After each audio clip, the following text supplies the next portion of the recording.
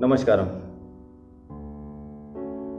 मनुष्य को जीवन में सजग और मौन क्यों रहना चाहिए, आज हम एक कहानी से जानते हैं। ये कहानी आपने शायद सुनी होगी, जिसका नाम है बेताल पच्चीसी। अब आप पूछेंगे कि बेताल पच्चीसी में ऐसी ज्ञान वाली क्या बात है। तो अगर देखा जाए, कई ऐसी कहानियां हैं जिनके अलग अलग अर्थ होते हैं, जिन्हें अलग अलग तरीके से समझा जा सकता है।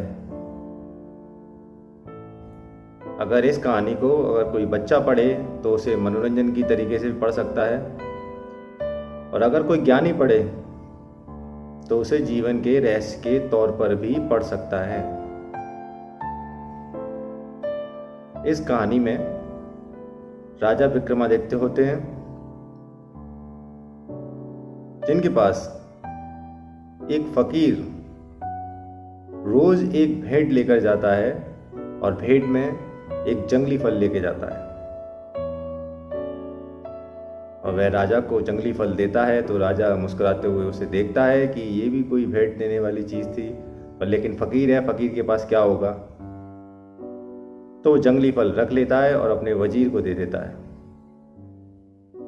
इस तरीके से 10 वर्ष तक लगातार वह फकीर राजा विक्रमादित्य को जंगली फल देता गया। लेकिन एक दिन उसके पास उसका एक पालतू बंदर भी बैठा था। जब फकीर आया और उसने राजा को वह जंगली फल दिया, तो राजा ने अपने पालतू बंदर को वो फल दे दिया, और बंदर ने जैसे ही वह फल खाया, उसमें से एक हीरा निकला। राजा चौंका, आखिर मांजरा गया है। उसने अपने वजीर को बोला कि वो जितने फल थे वो कहाँ हैं।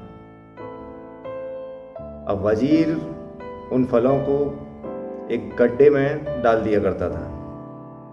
जब वहाँ गए तो फल सड़ चुके थे, लेकिन जब उन्हें काटा गया तो उन सब में हीरे ही हीरे थे। राजा चौंका और उसने फकीर से बोला कि ये राज क्या है, आखिर तुम चाहते क्या हो। आप रोज मुझे एक फल देके जाते थे, और मैं जंगली फल समझ के उन्हें फेंक देता था। मैं भी कितना अज्ञानी हूं, मैंने इन फलों को ऐसे ही छोड़ दिया। फकीर बोला, जब होश ना हो तो जिंदगी भी ऐसे ही चूक जाती है। जिंदगी हमें रोज एक फल देती है और हम उसे जंगली फल समझकर फेंक देते हैं, लेकिन हर जंगली फल में एक हीरा होता है। खैर छोड़ो, अब ना अतीत के बारे में सोचो, वरना फिर चूक जाओगे, और ना ही भविष्य के बारे में सोचो, क्योंकि मुझे जैसा दिख रहा है आपके सपने में सिर्फ यही आ रहा होगा कि इतने हीरे हैं, अब मैं पूरी दुनिया का सम्राट हो गया। बस जो मैं कह रहा हूं वो सुनो। अब राजा को सुनने वाली बात तो लगी, क्योंकि उसने इतने हीरे देखे, उसके पास कुछ तो है। फकीर ने बोला, मैं एक तंत्र विद्या पर काम कर रहा हूं, और मुझे एक वीर पुरुष और होशपूर्ण पुरुष की जरूरत थी, जो मुझे आज मिल गया। बस आपको करना क्या है, अमावस्या की रात को मरघट पर मेरे पास आना है। इतना कहकर फकीर चला गया। राजा ने सोचा कि फकीर के पास जाना तो चाहिए, क्योंकि रहस्यमय आदमी है। जब जंगली फल में से हीरे निकाल सकता है, क्या पता शमशान में कुछ मोक्ष का द्वार मिल जाए। राजा चला जाता है, वहां फकीर मिलता है। फकीर अपना सारा इंतजाम करके बैठा होता है, नींबू सिंदूर, एक लाश भी लगी होती है। राजा थोड़ा घबराया हुआ होता है। भय सबको होता है, भय बहादुर पुरुष को भी होता है और भयभीत पुरुष को भी होता है। बस बहादुर पुरुष जो होते हैं वो भय को दरकिनारे कर कर आगे बढ़ जाते हैं, और भयभीत पुरुष जो होते हैं वह भय को सर पर लेकर भाग जाते हैं। राजा बैठा, पूछा, बताइए क्या काम था? फकीर बोला, यहां से थोड़ी दूर एक वृक्ष है, उस पर एक लाश लटकी हुई है, बस उसे ले आइए और ध्यान रखिए शांत रहना है, मौन रहना है। राजा चला जाता है, देखता है उस वृक्ष पर एक लाश लटकी हुई है। राजा उसे उतारता है और जैसे ही उतारता है वह लाश नीचे धड़ाम से गिरती है और हंसने लगती है। राजा के प्राण कब जाते हैं कि ये तो जीवित है। फिर भी वह हिम्मत करके नीचे उतरता है और बोलता है कि तुम हंसे क्यों? इतना सुनते ही लाश फिर ऊपर टंग जाती है और राजा से बोलती है कि अगर तुम मुझे ले जाना चाहते हो तो मुझे शांत होकर ही ले जा सकते हो। राजा फिर हिम्मत करके दोबारा चढ़ता है, पर डर तो था ही। अब डर में आदमी शांत कैसे रहे? कुछ ना कुछ बोलता रहता है, सीटी बजाएगा या गाना गाएगा या कुछ मंत्र जपेगा, राम राम जपेगा, जिससे उसे सहारा मिले। लेकिन उसने शांत बोलने को बोला। अब इतना डरा हुआ आदमी कैसे शांत रहे? इसी तरह हम भी डरे हुए हैं, हम भी वर्तमान से डरे हुए हैं। या तो हम अतीत में डूबे हैं या हम भविष्य में सोच रहे हैं। वर्तमान तो हमें डराता है।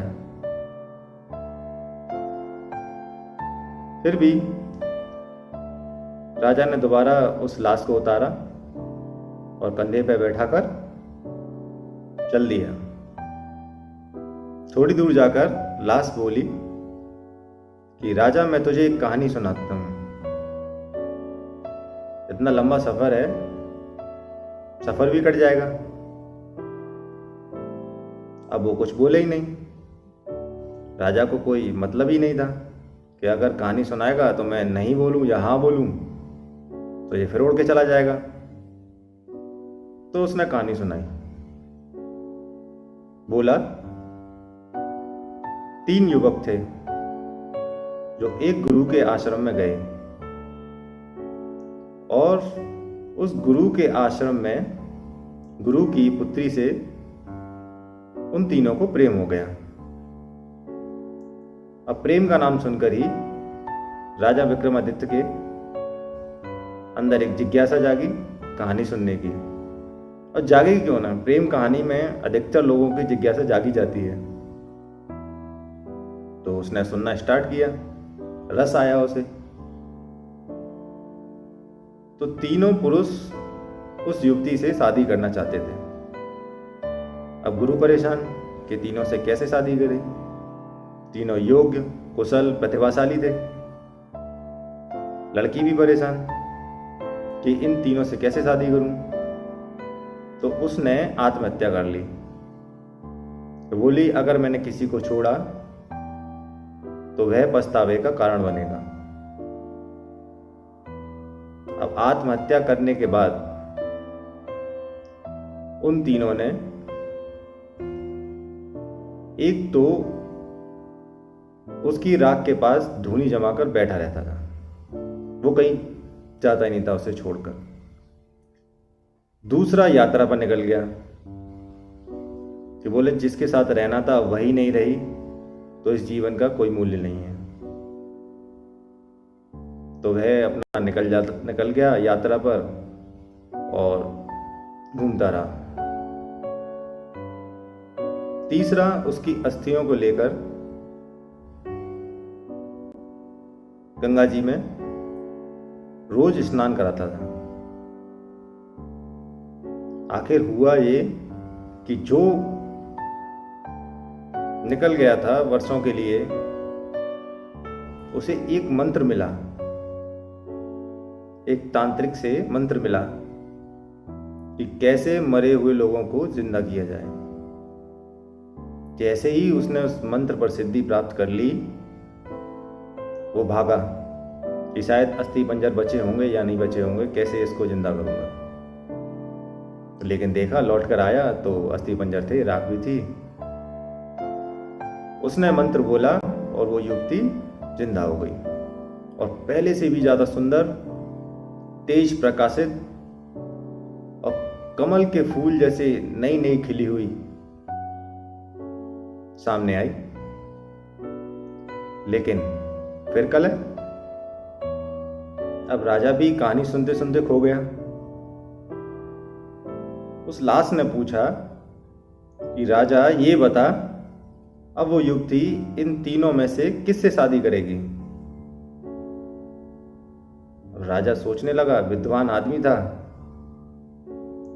तार्किक भी था। उसने उत्तर देना शुरू किया। उसने बोला कि जिसने उस युवती को मंत्र से जीवित किया है, वो तो पिता तुल्य हो गया, तो उससे तो शादी नहीं हो सकती।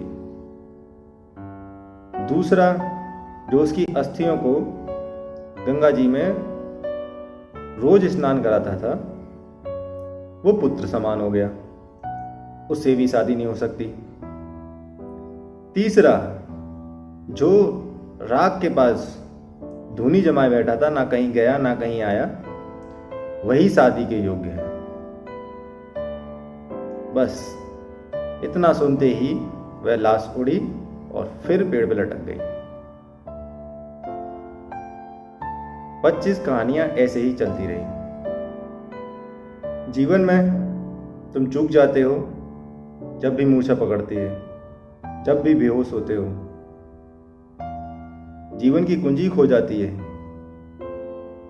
कि वर्तमान में कैसे जीना है। थोड़ा सा मन अशांत हुआ और विचारों की तरंगें चालू। विक्रमादित्य हार गया, लेकिन 25वीं कहानी तक आते आते वह सजग होता गया, विचारों पर नियंत्रण पा लिया और अंततः 25वीं कहानी पर वह विजयी भी हुआ। जीवन एक तैयारी है। जीवन में उलझाव बहुत हैं। यहाँ एक बाजार है जहाँ उकसाने के लिए